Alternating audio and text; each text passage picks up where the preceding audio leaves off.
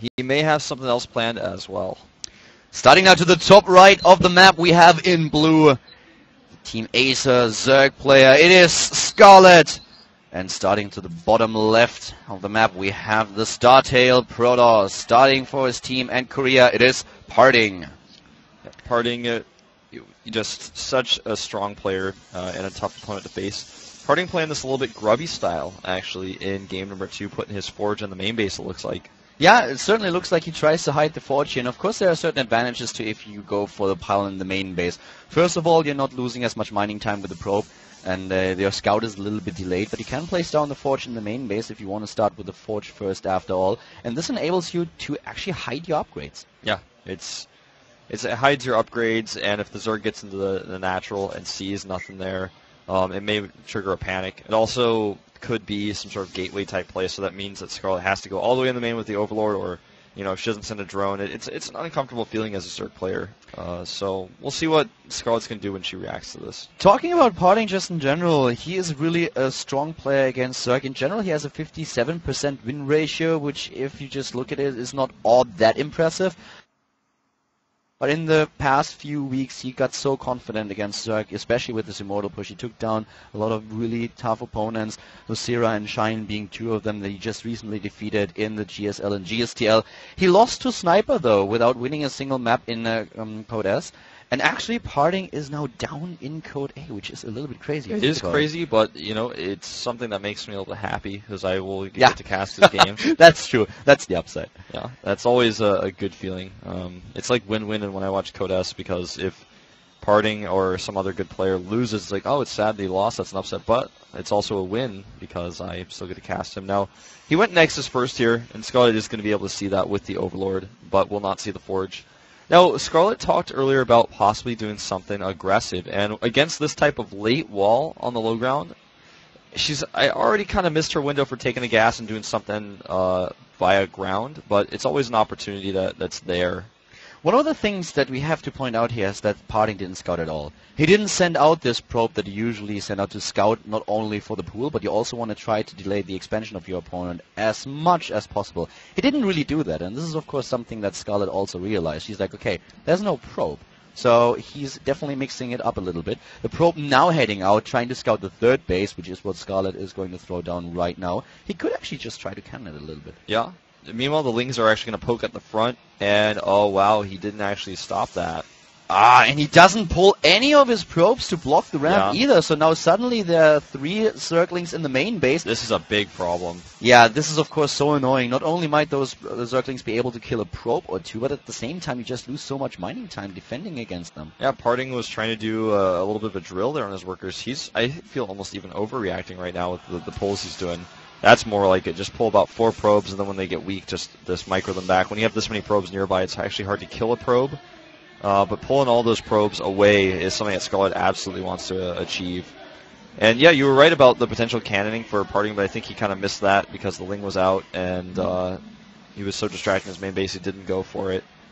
This is one vulnerability of going for this build. You cannot really have a wall in time for the Lings that come up. They come at the normal timing. And you know what's fun? Oh, nice around here on the Zerglings. 1 probe goes down. 2 of the Lings are able to get away. One of the things that are pretty funny, though, is that the Forge in the main base is, of course, built there to hide the upgrades. But now suddenly there are 2 Zerglings in the base. So it's really, he knows where the Forge is. He can even send an Overlord over there. So that's a little bit unfortunate for PartinG here, who's still getting additional gas, who's trying, of course, to establish his tech, but with the Zerglings around, he's a little bit reluctant to place it down. Oh, wow. There's the robotics. He's just going to show it and hope that Scarlet doesn't check. This is something that Scarlet may want to go down to the natural and see right now. The Stalker wants to say no, and she actually will not. Will she? Oh, it's going to be so close. She sees it. Yeah, she sees the robotics. She knows exactly what's coming right now. You even got to see on your screen there that she clicked on it. You can see the click animation there, so she's definitely 100% aware now. And we'll see how she responds, because knowing in this case is actually like half the battle, because even if you know the Immortal push is coming, you know you're facing PartinG, it's still pretty damn hard to hold it. And Scarlet is droning up at this point. This is what you usually try to do as a Zerg player. You drone out up to 60, 64 drones, and then you start to set up your defenses. She has a lot of gas here. She's at 2 with Spin Geysers. She's building a third at the natural, just completed, tagging to layer. So once again, playing it very similar to what she tried to execute on the Antigua Shipyard in game number 1. PartinG is now heading into the +1 attack upgrade, as you can see on the production tab. We have him with the 4th gas, and he's going for double observer here, delaying. It actually doesn't really look like he's going to push here. He looks like he's going to take a third then, with the way he's done this. In game number 1, he played very true to his style, and he skipped the observer and went straight for immortals. But in this case, going for double observer definitely indicates a third base. It starts the immortal now. But this is a really cool mind game. Oh, sorry for a second. I actually thought that he had 4 probes in his gas, but no, he doesn't. Only 3. Yeah, you're right. So with the double observer, he delays the immortals quite a bit, and this would also delay the push. Immortals are now being built, of course, but Scarlet should be fine for now. I really love her creep spread. This is something that has been discussed all over the websites, especially in her matchup against Terran. She is amazing with that, especially against Bomber at MLG. That was pretty cool. But against Protoss, this is also something that you want to do, especially at your third base, because this is the location where the Protoss player is bound to attack at some point. It is, and I wonder if Scarlet was able to see that observer, because seeing the observer would tell you that, okay, this is not going to be the fast push that I normally see.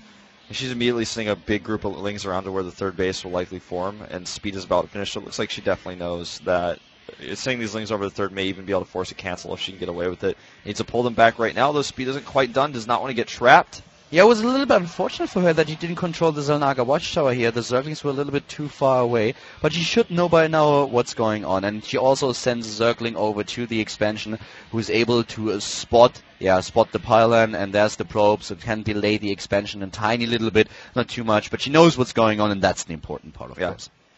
I like this by PartinG to play a little bit of mind game. He shows the robo, the lings see it, then he's like, okay, just make some observers and actually do the opposite of what you're going to now expect.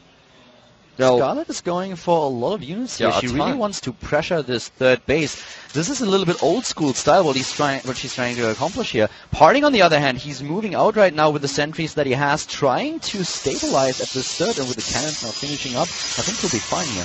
Yeah, and he's got the cannons up, but he needs a wall to help them out as well. I feel he's going to place down a few gateways to secure the cannons. Yeah, he's got to. I mean, he made 5 in his main, but he can still make 3 more at the third base at least. And again, the army now of Scarlet is trying to get something done. When you make this many units, I mean, Keller's just showing the army supply right now. You make this many units, you've got to do something with them. And with no wall here just yet, he may be able to make this work.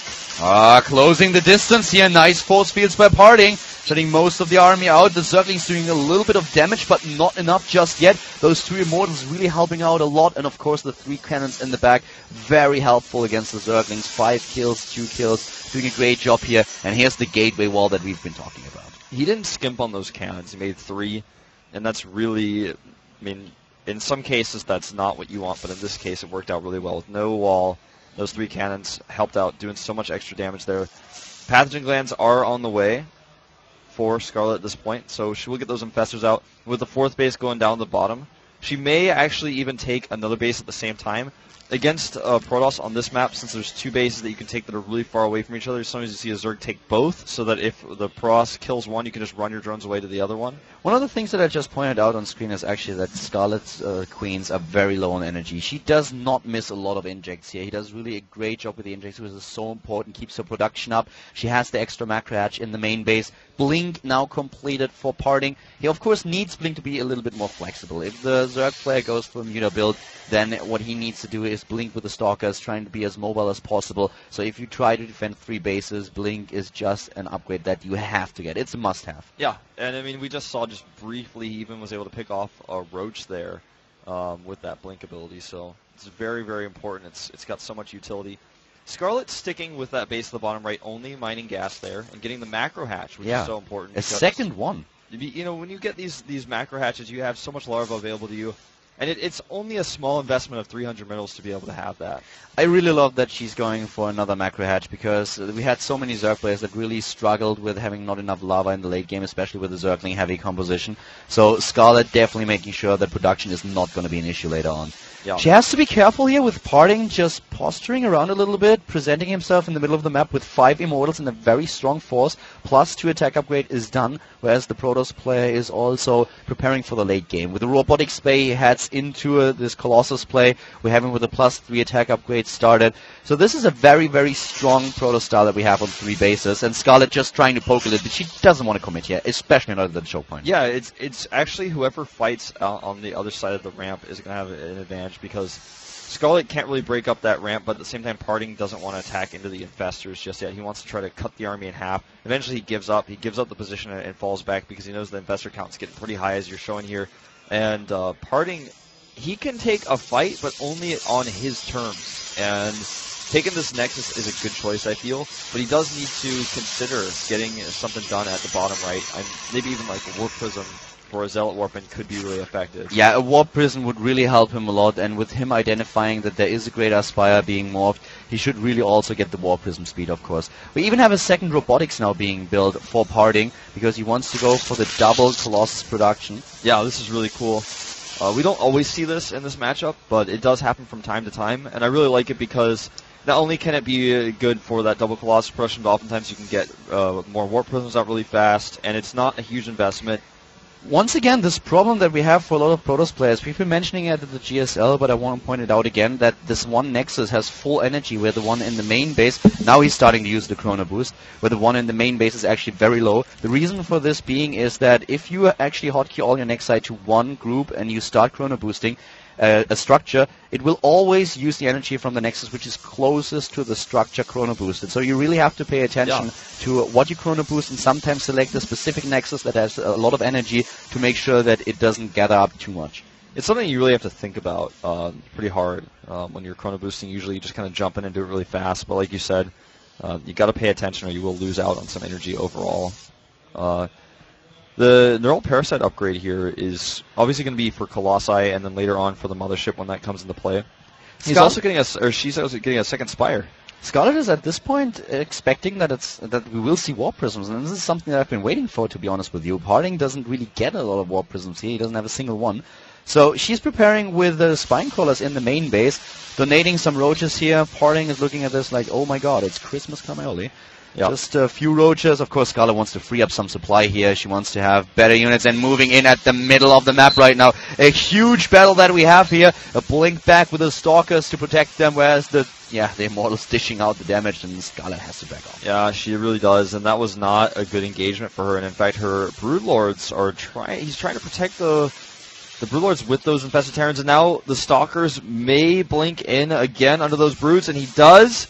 Grabs one, and he should be able to get a second one, but I think that may be all he's going to get with the Spine Crawlers and now all of these Infestors. Yeah. Is he going to keep pushing? There's no way he should try that. He has to be really careful here. If he overcommits into the Spine Crawler range, then these Infestors will be ready for the Fungal, and as soon as you pin these Stalkers down, they are really, really helpless. Now there comes the Warp Prism speed that we talked about. There comes the Stargate, there comes the Templar Archive. PartinG preparing for the late game on his 4 bases, but still poking at this middle position where Scarlet is currently just sitting tight. When you think about it, with all the Broodlords PartinG just killed, that's a ton of gas that Scarlet's going to have to re-spend to make those Broodlords, and instead of PartinG, after he took that small advantage, he's like, alright, well, this is the moment where I can spend that same amount of gas to make a Templar Archives, a Stargate, Warp Prism speed, so I really like his choice of when to do that. Now he wants to take a fight here. This is a pretty good angle. The Stalkers blink in, and the Infestors a little bit far forward here. There's one Colossus to the left. Here comes the Neurals. That's really important. The Neurals, beautiful, but there were too many Colossi. They do a lot of damage. PartinG still at 180 supply, where Scarlet is dropping down like crazy. She is losing so much here. The Immortals going to town, and those Colossi completely uncontested. He didn't lose a single one. There are still 5 Colossi left, one of them surviving with 2 hit points. Scarlet is in trouble, still holding on, but this is a very, very tough battle for her. Yeah, definitely so. And using all of her bank right now, all the larvae she had earlier from those hatcheries has just depleted all of her bank now. 6 more Infestors on the way, but that's it. GG. Scarlet defeated in game number 2. Great job here by PartinG. A really strong game by the StarTale Protoss player. And I think that the engagements that PartinG decided to take were just better than Scarlet's. And this is something that we haven't seen too often with the double Robo Colossus these days. And I think it's a great response to this new Infestor style